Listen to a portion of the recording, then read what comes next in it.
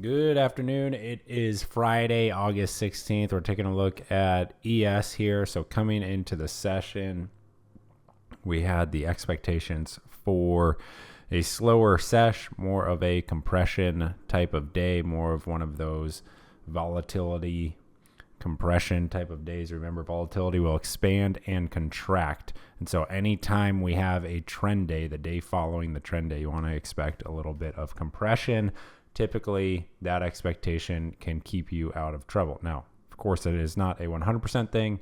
Trend day can certainly follow a trend day, but generally speaking, when we're working with probabilities, we want to look at what happens most of the time. And most of the time, this tends to be the typical sesh that we see following a trend day. Now, in addition to that, we do also have the fact that it has been now potentially 7 consecutive sessions higher, including today, and price coming into a key higher time frame pivot. You have this pivot right through here, which has kind of been the main area that we were looking at for today. I wanted to see how price would react versus today's high, yesterday's high, which is right there through that 55.75 area, 55.73, and then up into this pivot right through here. Now, it was a tighter range session. We just have 50 points on the day versus a 93-point ATR. So about 50% of the normal ATR for today, which is actually a good thing for buyers. Buyers wanted to see essentially exactly what we saw today. Consolidation near this pivot. If price had shown a very strong rejection near this pivot, that would tell us that there is still a lot of supply up in this area.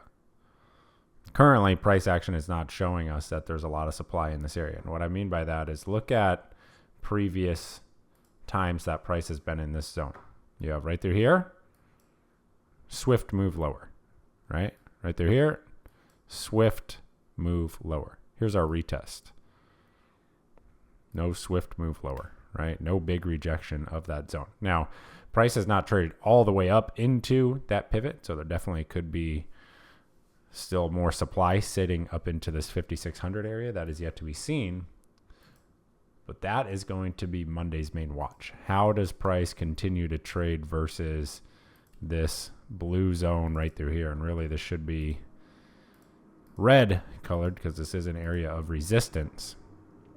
But overall, the action that we saw today, it's not bearish, right?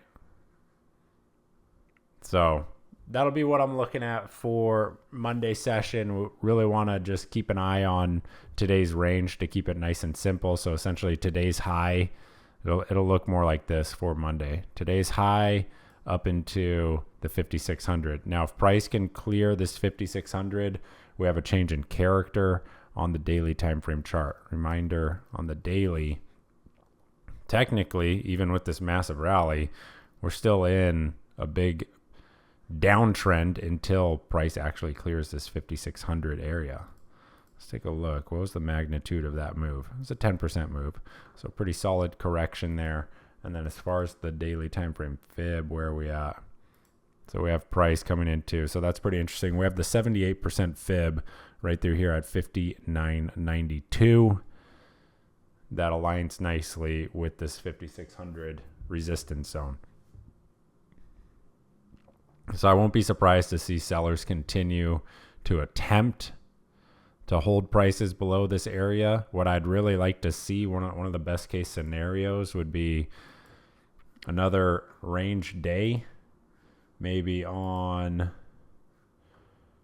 Monday. Let me take a look at the economic calendar here for next week. So Monday, pretty slow. Tuesday, we have some Fed speak. And then Wednesday, we have FOMC minutes. So ideally, a slower Monday and then maybe some follow through on Tuesday. That'll give you kind of 2 range bound sessions right through here, and then price can potentially see that next leg higher. So that'll be one scenario to potentially keep in mind. Now, this is resistance until it's not, right? So we want to continue to treat this as an area of resistance until price actually breaks above. One thing to note is that the weekly volume point of control has now shifted up into the 55.63. So the reaction in this entire area on the higher time frames, the daily time frame chart, your 4-hour chart, will definitely be significant for next week and kind of set the stage as far as next week and potentially the following week is concerned. Remember, for this week, we're primarily focused on the high of last week's weekly bar and whether buyers could show that follow through. The answer was a resounding yes, right? We have 7 sessions higher. So no doubt about that. And then for this coming week, we'll want to see, okay, what's the reaction versus this daily pivot right through here? That should keep us on the right side of things. But as far as the stretch from all-time highs here, we're only 2.5% away. So we're not too far off those all-time highs at this point. That was a pretty swift correction. Let's see if sellers start to reemerge anywhere. That'll kind of give us some good clues. Now, NQ is going to be pretty similar, right? Still here in this pivot. The main watch for today was similar in nature to what we were looking for in ES, simply because the structure is so similar. Your price coming up into that same type of resistance zone, right? And with another compression type of session, meaning just more of a range bound day, especially in the morning. That first kind of 2 hours of the session, this is just a range. You have a lot of good opportunities versus the 19,500 level of interest, which was our main level of interest on watch into the open that we had discussed this morning in the live stream. So you could see buyers, especially later in the morning. This action off the open, it's not as clear, right? A lot of just kind of churn in that area. But once you are kind of past 10 a.m., you got that first test there, bounce, another nice test there, a bounce. At that point, we had discussed the likelihood of it being a neutral day, a range-bound day, and this is pretty much exactly what we see pan out. So some decent opportunities if you are prepared for this type of action. But that is usually the challenge. Are you prepared for this type of day? Are you just looking for another trend day higher? Or are you looking for a much larger retracement of yesterday's move? So that preparation aspect, getting ready for the session, knowing kind of what you want to see, knowing a few different ways in which price can actually unfold can make a very big difference in how you actually perform for the day. I try to relay that, more and more on the live stream, staying patient in the morning, really waiting for that really strong setup so we can just get our easy money play and then move on with the day.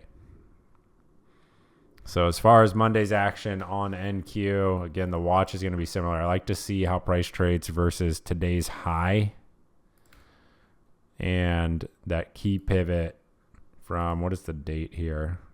August 1st. So it looks something like this. It's getting quite thin now. So price actually almost got up into that area. What's the actual high here? It's 19,717. And today's high is, I believe it's marked right near one of our levels of interest. Yeah. So the 660 level of interest marked the high for today. You have the pre-market high there into that resistance zone.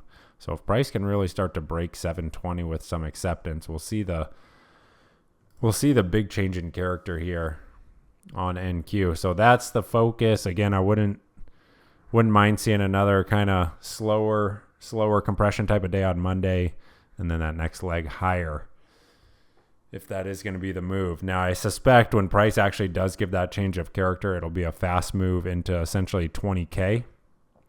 Take a look at the volume void, right through here. And there's still a little tiny unfilled gap right there where my cursor is.